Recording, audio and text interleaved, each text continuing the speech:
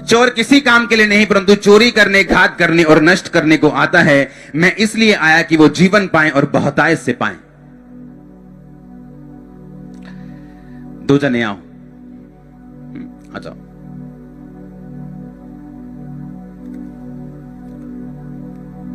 एक जना और आओ जिसकी ड्रेस अलग हो।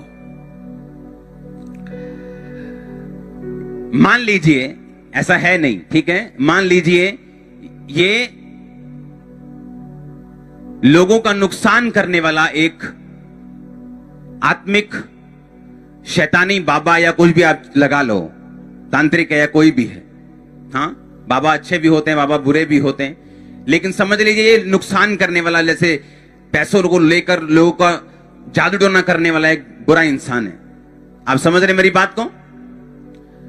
ये दोनों भाई हैं या ये दोनों दोस्त हैं, इन दोनों का आपस में झगड़ा हो गया। ओके, अब ये झगड़े में इसके पास आता है और बोलता है कि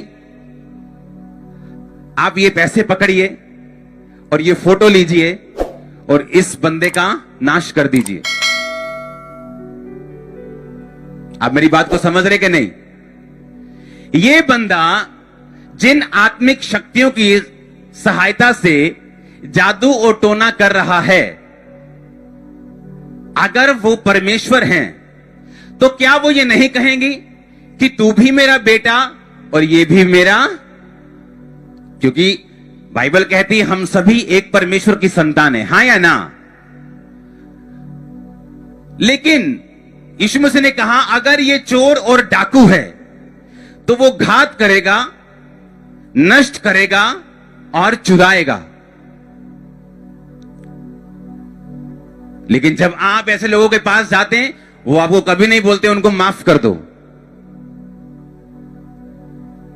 बोलते अच्छा शराब की बोतल ठीक है, अच्छा इतने पैसे, मुर्गा, बकरा, तेरा काम हो जाएगा काका, जा चल जा तू।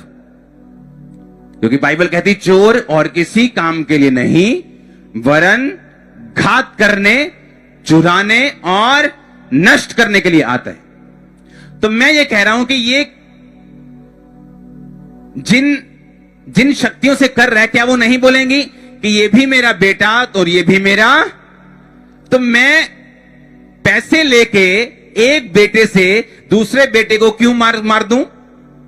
इसका मतलब वो हमारा बाप नहीं, इसका मतलब वो हमारा परमेश्वर नहीं। और अगर आप चर्च में आते हैं, क्या कभी आपने ऐसी प्रार्थना सुनी कि मेरे दुश्मन का नाश कर दीजिए, ये लीजिए 1 लाख रुपए सीट? होता है ऐसे क्या? क्योंकि जिस दुश्मन का आप नाश मांग रहे हैं वो भी परमेश्वर का बेटा, चाहे वो प्रभु को भी जानता चाहे नहीं जानता, और जो नाश मांग रहा है वो भी परमेश्वर का। इसलिए यीशु मसीह ने कहा अपने दुश्मनों को क्या करो, क्योंकि वो भी मेरा बेटा और तू भी मेरा बेटा। जब आपके घर में दो भाई लड़ पड़ते हैं, सगे भाई, तो बाप क्या कहता है? मार दो एक दूसरे को। अगर एक भाई सही हो दूसरा गलत हो तो भी बाप सही वाले से क्या कहता है? चल छाड़ यार, होता है ही पागल है, चल छाड़ यार, तू माफ कर दे, चल छाड़ यार, तू ध्यान के होर लाला। हाँ या ना? क्योंकि बाप नहीं चाहता कि उसका एक भी बेटा, एक भी बेटी, एक भी बच्चा मरे। लेकिन अगर वो बाप ना हो और दुश्मन हो और धोखे से कह रहा हो कि मैं तेरा बाप हूं, जब फिर दो भाई लड़ पड़ेंगे तो वो बाप बोलेगा चक दे काका काम नू, चक दे, ले जा तलवार, गलत देला किन्ना गलत काम किया, मार दे नू, खत्म कर दे नू। क्योंकि वो उसका अंदर से बाप नहीं, वो चोर और डाकू है, और चोर घात करने, नष्ट करने और चुराने के लिए आता है। यीशु मसीह ने कहा अच्छा चरवाहा मैं हूं, मैं अपनी भेड़ों के लिए प्राण दूंगा, क्योंकि मुझे उसे देने का अधिकार है, और वापिस ले लूंगा अपने प्राणों को, तीसरे दिन मुर्दों से जी उठूंगा, क्योंकि वापिस लेने का अधिकार भी मेरे पास है। हालेलुया। लेकिन जब आप नष्ट करने वाले लोगों के पास जाते हैं वो कभी नहीं बोलेंगे वो भी तेरा